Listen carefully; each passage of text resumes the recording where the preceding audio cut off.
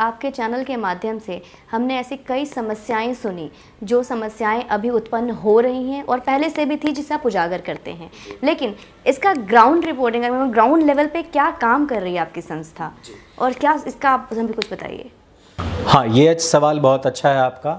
सत्य सनातन का जैसा हमें फीडबैक मिला है, तो लोगों के अंदर एक मानसिक तौर पे तो काफ़ी जागरूकता आई है, लेकिन ये था कि हम ज़मीन पे क्या काम कर सकते हैं। इस जागरूकता को और अच्छे तरीके से हमने फैलाना है, अन्य अन्य भाषाओं में, अन्य अन्य राज्यों में फैलाना है। तो हमारी एक टीम है जो हमारे साथ में है, टीम कर्मयोगी। इन्होंने ज़मीन के ऊपर काफ़ी काम किया है, काफ़ी लंबे टाइम से ये लोग लगे हुए हैं। अभी तक हमने उन लोगों के बीच में जाके काम किया है जिनके साथ में हमारे पर्सनल रिलेशंस थे। तो वहाँ जा कर के, जैसे कि हमारे विद्यालय हुए, गुरुकुल हुए, ऐसे स्थान पर जाके हमने उन लोगों को समझाया है, बात की है, अपने धर्म के विषय में बात की है। हमने वहाँ पे कंपैरेटिव स्टडी के बारे में बात की है। हमने बताया है कि किस प्रकार के संकट भविष्य में हमारे भारतवर्ष के ऊपर आ सकते हैं, और वो ना केवल विधर्म से आएंगे, बल्कि हमारे धर्म के अंदर भी ऐसा बहुत सारी चीज़ें हैं जिनकी वजह से हम संकट में हैं। मतांतरण यदि होता है तो मतांतरण में जिम्मेदार कभी भी कोई उमर नहीं होता, जहांगीर नहीं होता है। वहाँ कहीं ना कहीं कोई अमर भी होता है, कोई रमेश भी होता है। हर जगह रशीद की ही कमी नहीं होती है। तो वहाँ जहाँ हम ये बात को जानते हैं कि भाई कसाई खाने क्यों खुल रहे हैं, क्योंकि हिंदू लोग गाय पालते हैं और वही बेचते हैं। तो अगर वहाँ पे कमी हो सकती है तो मतांतरण क्यों हो रहा है? हमारे लोगों का मतांतरण इस वजह से भी हो रहा है क्योंकि हमारे लोगों के अंदर या तो जागरूकता नहीं है।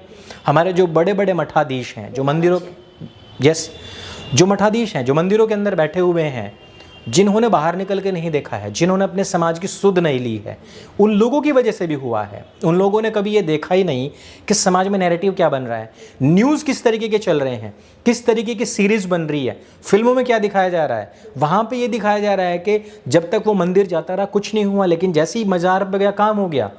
जैसे ही जब तक वो ओम जय जगदीश करता रहा उसका कोई काम नहीं हुआ, लेकिन जैसे ही उसने अल्लाह मौला करना शुरू कर दिया काम हो गया। हमारे तो खुद कथावाचक अल्लाह मौला करते हैं। हमारे खुद कथावाचक कह रहे हैं कि जब अजान हो तो उस टाइम पर आप अपना पाठ रोक दीजिए, अपनी कथाएं रोक दीजिए। ऐसी स्थिति में कौन बचाएगा? सत्य सनातन ने एक बहुत बड़ा इनिशिएटिव लिया था। पूरी एक टीम ने इसके ऊपर फैसला किया कि हमें किस तरीके से काम करना चाहिए। ग्राउंड पे उतरे, ग्राउंड पे बहुत अच्छा रिस्पॉन्स है।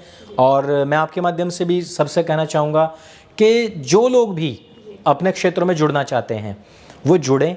हमने अभी इसके लिए एक टेलीग्राम ग्रुप बनाया है, उसका मैं लिंक आपको दूंगा, आप इसको कहीं डिस्क्रिप्शन या पिन कमेंट में लगाना। वहाँ से लोग उसके ऊपर आएँ। हम चाहते हैं कि हम खुद उन लोगों के पास पहुँचेंगे, हम खुद उनके साथ में बैठेंगे और वहीं पर ये सारी चीज़ें होंगी, वहीं पर बातें होंगी, वहाँ पे उनके सवालों के जवाब भी हम देंगे। क्योंकि जब तक हम ज़मीन पे नहीं उतरेंगे, जब तक हम ग्राउंड पे आके लोगों से नहीं मिलेंगे, जब तक हम उनके लेवल पे आके बात नहीं करेंगे, उनकी स्थानीय समस्याओं को नहीं सुनेंगे, तब तक इन सभी समस्याओं का निस्तारण पूरी तरीके से होना बहुत मुश्किल है। तो क्लाउड और ग्राउंड, इन दोनों जगह पे हम काम शुरू कर दे रहे हैं।